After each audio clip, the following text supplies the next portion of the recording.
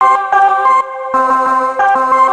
my name is Alexander Stutterheim and I'm the founder and creative director at Stutterheim Raincoats, which initially was an antidepressant hobby project a couple of years ago, but now we are trying to become an international fashion brand within rain. Are you less depressed? Than before? Yeah. Yeah, I think actually, yeah, I need a creative project to get out of my, not depression. We play around with the melancholy theme and the melancholy mood, and that's not as depression is an illness. That's really severe, but melancholy, every Sweden, most other people also, I guess, knows about this state of mind that you can feel blue from time to time. But we work with trying to embrace that feeling instead, which often occurs when it's raining.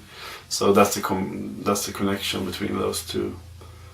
How did you come up with the business idea? Well, to start up, I didn't think upon it as a business idea. Nowadays it's a business and a brand, but initially it was more a project that I wanted to do on my spare time, because I was a bit tired of compromising with my ideas when I worked as a copywriter, which I've done for 15 years at that time. So I needed something completely, a project completely that could be run completely by my own ideas and aesthetics and so on. When did you start your business? I started a business 2011, or actually I came up with the idea then, and then I had it as a hobby for 1 year or so. So I continued working as a copywriter, and I decided to update my granddad's raincoat in the very best way I could, and it could take some time. I'm a bit tired of all these hectic times we live in and the mass production and the throwaway mentalities. I wanted to do something slow, because I have been running for my full life, and changing careers, changing workplaces, new apartments, and so I wanted something, or my shrink wanted me to have a slow scale project. Do you have a calmer life now once you're a businessman? No, but a much more fun, because I'm the head of it now, and I can do the stuff that I want. And as you notice, there are 7 people now employed, so they take care of all the boring stuff, which could make a person really depressed with all the numbers and finances, which I don't have any skills about that.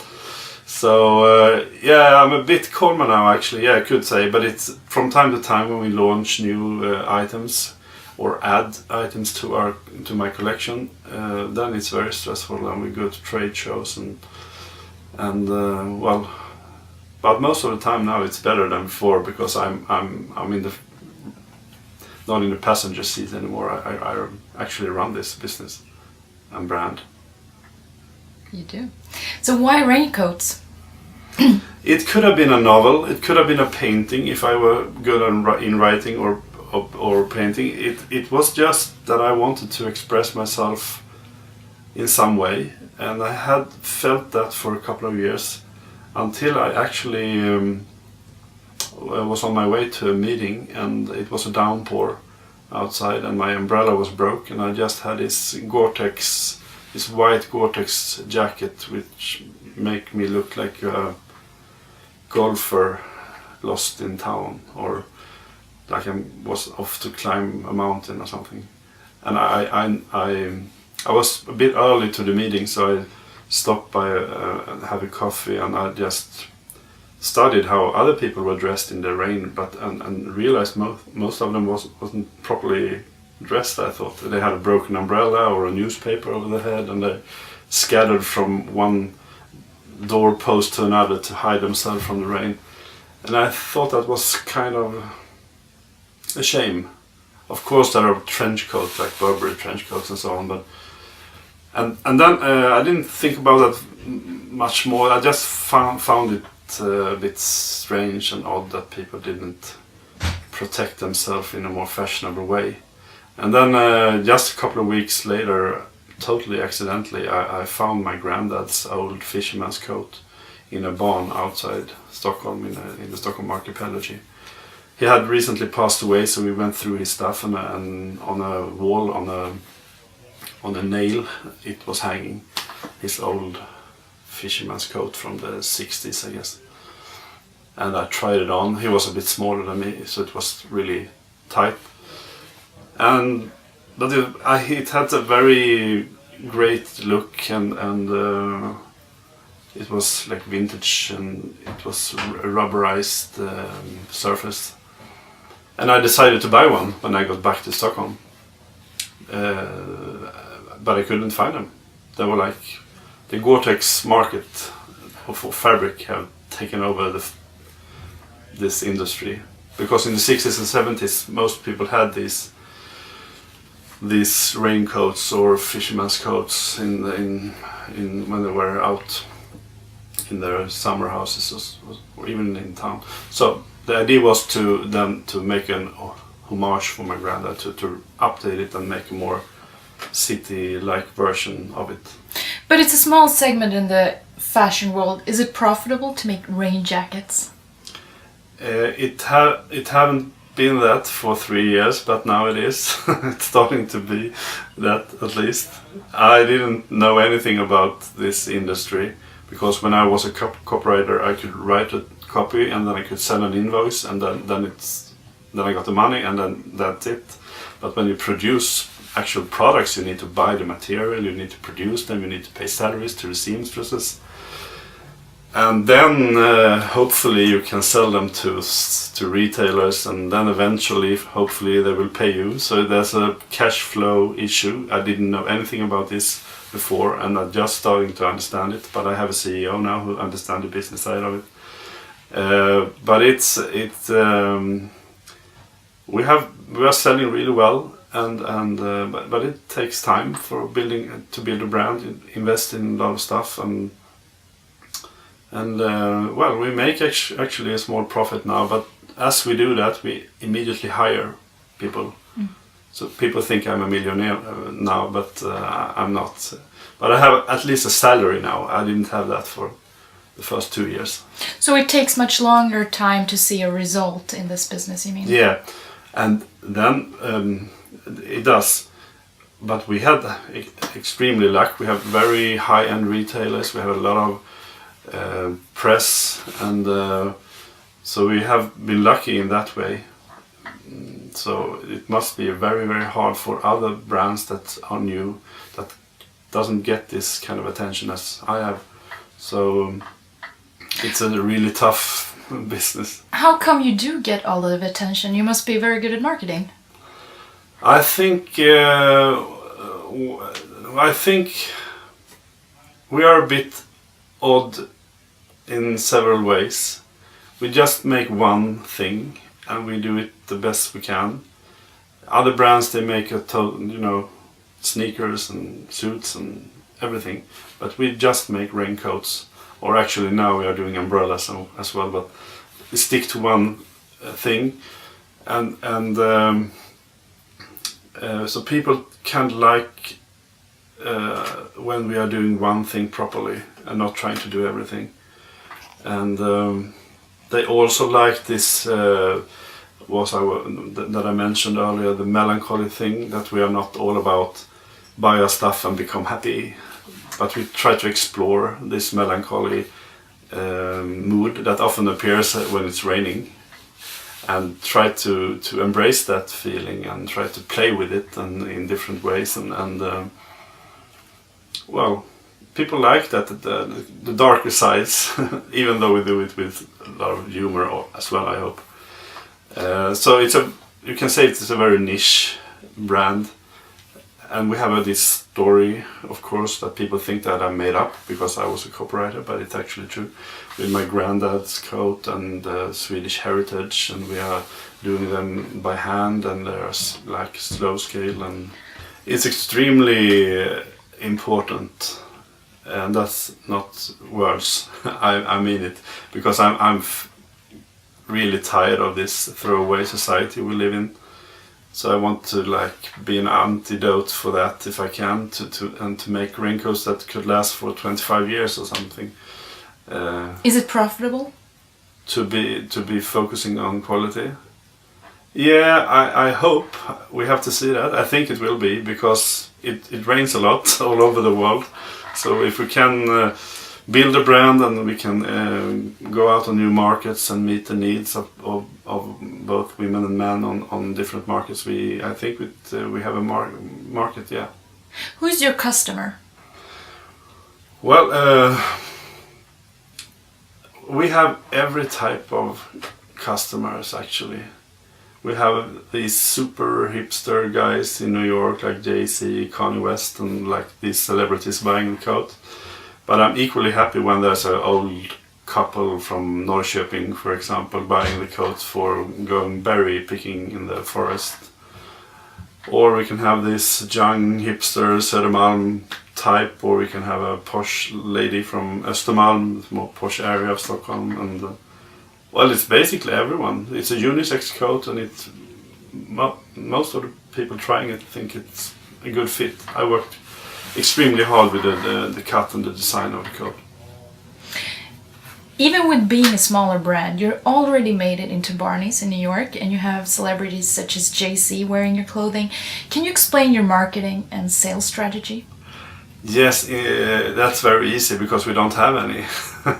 We just have our products, and we have our story, the Swedish melancholy at its driest, and we have the story about my granddad and making them slow scale and handmade, and then one thing lead to another, and suddenly Barney's went into a store I have our own rain store in Stockholm, and the buying team from Barney's were here visiting Acne, and they accidentally passed my store, and they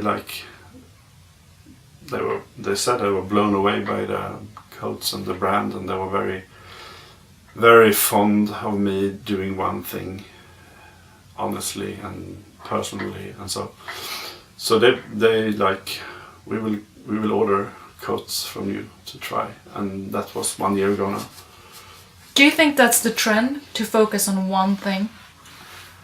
Do I think? I can't answer that actually. I don't know. I think it's a trend that you do them as local as you can, and in an honest way, and with no fuss and no shortcuts in the material and the way to produce them. I think people want to buy decent stuff made in good conditions, and they want to have items that they can last for, they can have for a long time. Could you give 3 advices to people trying to start their own clothing line? Yeah, you have to believe in yourself. You have to have a very passion-driven idea and vision what you want to accomplish. You need to have enormous amount of patience and be persistent.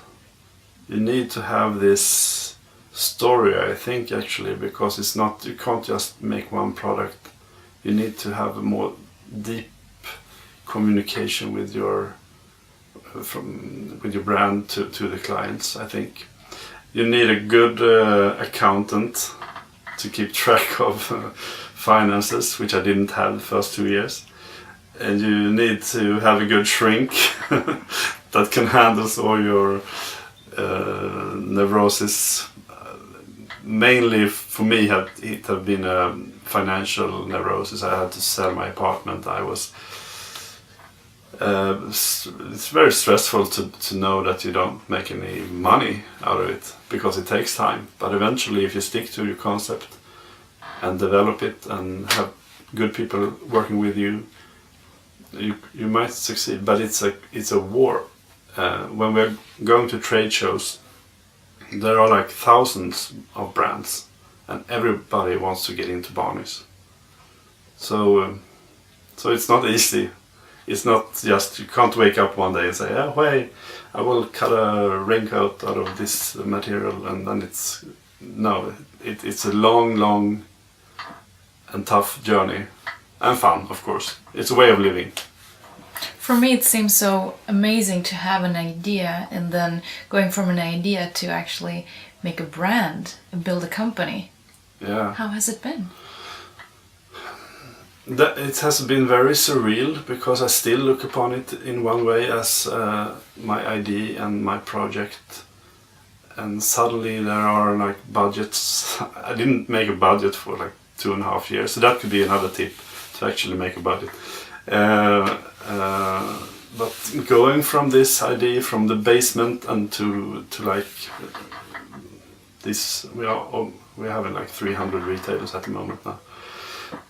I don't know if I actually understands it really. In a couple of years, perhaps I can look upon it and see, well, I actually did it, because previously in my life I have had ideas and I didn't have the time or the energy or the guts to persuade them, do you say persuade? To proceed with them.